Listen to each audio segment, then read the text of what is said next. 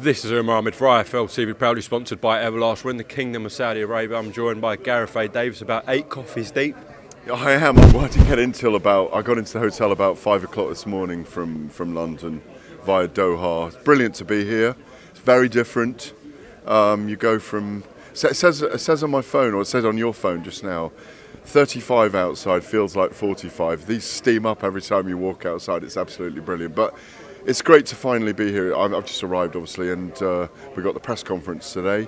I'm looking forward to getting close to these two main fighters, and Usyk and Joshua, and just getting a sense of where they are in terms of what energy they're giving out at the moment. Yeah, extremely hot out here. Do you think it's going to be more heated up in the ring on Saturday night than we saw in the first fight? More hot? More heat? Is it going to be more heated in the ring? Oh, in the ring? Yeah. You mean in terms of the weather or the... No, between the two fighters, Gareth. Oh, there's definitely going to be more heat this time. You can see that Usyk's bulked his body up, looking for a firefight, looking to withstand a firefight. You know, the funny thing is, Joshua had a bit of success to Usyk's body in the first fight, in the middle rounds, and I think he might have felt those punches, and I think he might think that Joshua's going to go to his body in this fight a little bit earlier. He definitely looks thicker around the torso. I don't buy this pot on 20 kilos or whatever. No way.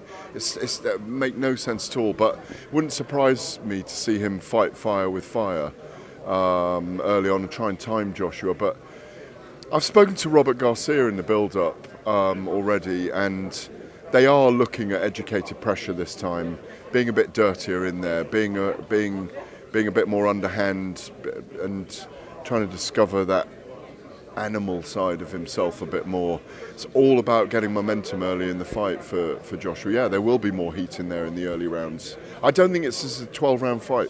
I don't think it goes 12 rounds. Someone's getting stopped, according to Gareth Davies. Yeah, this is probably one of the biggest fights of the year. You definitely say so.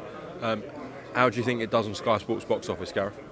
Oh, it's enormous. It's a really, really big fight. It's a really big event for us all in the boxing world as well, because Anthony Joshua has, I don't care what anyone says, he's left a trail behind him that's drawn a lot of attention from the mainstream. He's been wonderful for the sport. The problem for him is that tiny little bit now that can he find redemption? This is his woulda, shoulda, coulda moment. You know, he's done so much for the sport, the whole trail behind him.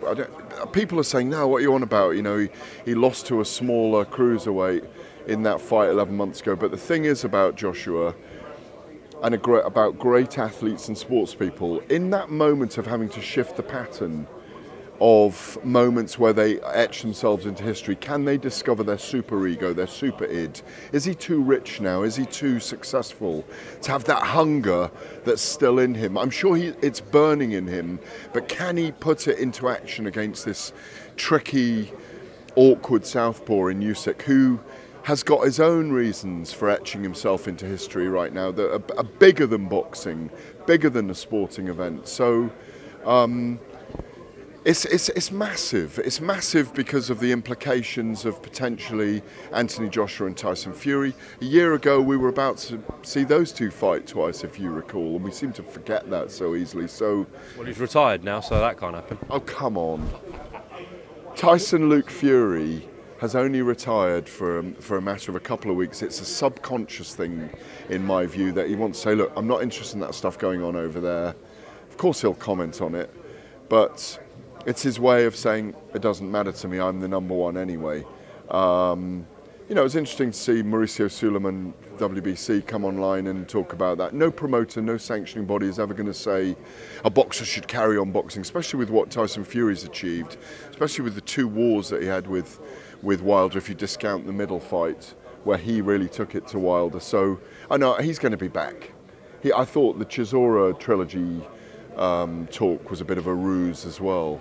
I don't think it was ever going to happen. I think Tyson just had one of those moments where he's gone, I'm 34 today, that's it. Anthony Joshua wins, and it's possible, but not probable in my view, then I think we see him back. There's too much money on the table. It's too big a fight. It's a fight that Fury will fancy against Joshua, and it's a fight we all want. Now, aside from Usyk and Joshua, the main talking point this week, just to fill you in, has actually been about Johnny Nelson. Throughout the media, he made some comments on Sky Sports at the start of fight weeks, essentially saying if Joshua loses, he may pack it in. Your reaction to Johnny's comments? Well, he might. Johnny's fine saying that. He's not trying to say that Anthony Joshua should retire. What he's saying is, if he feels broken by, well, certainly might want some time. Let's say he's knocked out by Usyk and outboxed again, he can't get anywhere in the fight. He might want time to mentally, psychologically, physically recover, and might say, do you know what, I've reached my zenith, and maybe there isn't bigger stuff ahead for me. Look, I think Johnny was only giving his view on the fact, of course he wants AJ to win, we'd all love AJ to win, but I think he was just being honest. Eddie feels like it's not the case. He feels like Sky don't really want Joshua to lose, but they wouldn't be too bothered if he did, because now he's pledged a long-term deal with DAZN. That's Eddie's point of view. That's like divorcing someone and wishing ill on them, isn't it? I don't think that is the case. I mean, they've gone after this fight. They've certainly given it a soft launch, Sky box office. They haven't gone hard on the fight. You'll know that as well. They only had a few weeks, though, didn't they? It was announced a couple of weeks ago, the broadcast deal. Yeah, but yes, but they haven't gone hard at it. I don't think they want Joshua to lose. I mean, why would they want him to lose? Why, you know? I mean, well, the argument is that he's fighting on DAZN after this fight, and it hurts them as a business if Joshua loses. It does, of course, it does. If he wins, his stock is huge again. Oh, his stock is enormous if he wins. That's why DAZN have taken that gamble. I don't know. I look, there are egos at work, of course, at the highest level with broadcasting rights and all those things, but. Yeah, they may. I don't know intimately what those individuals feel, but there is a little bit of a slant. I think. Look, the basic facts are that Usyk's the favourite in this fight. So, but AJ had an off night against him 11 months ago. Look, if he wins, Sky aren't going to be worried about it. DAZN are going to be cock-a-hoop, but you know, Sky obviously would have wanted him to stay with them, but they've been through changes before when fighters are with them and then they're not. Chris Eubank was with them, and now he's gone over to fight Ben on DAZN. No, I don't see it. I've got to mention that, haven't I? Really? No, I don't see it. I don't think there's a slant. I think people are just being honest in terms of picking the fight.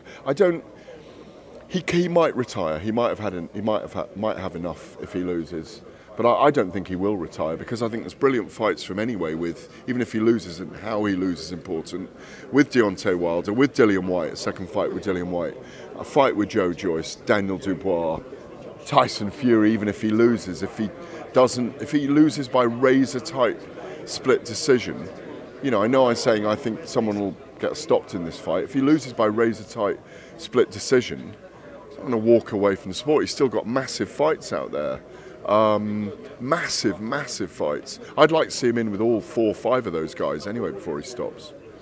G, thank you very much for your time in Saudi Arabia, and no doubt we'll have another catch up this week. Whenever you like, man. Yeah, I put my dad in the street against a heavyweight.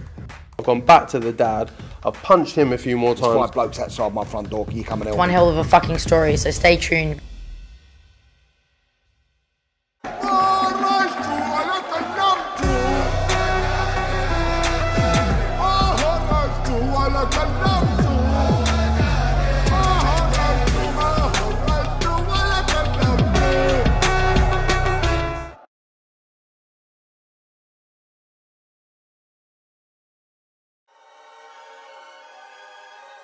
Welcome, Team Everlast, to the Team Everlast Fitness app.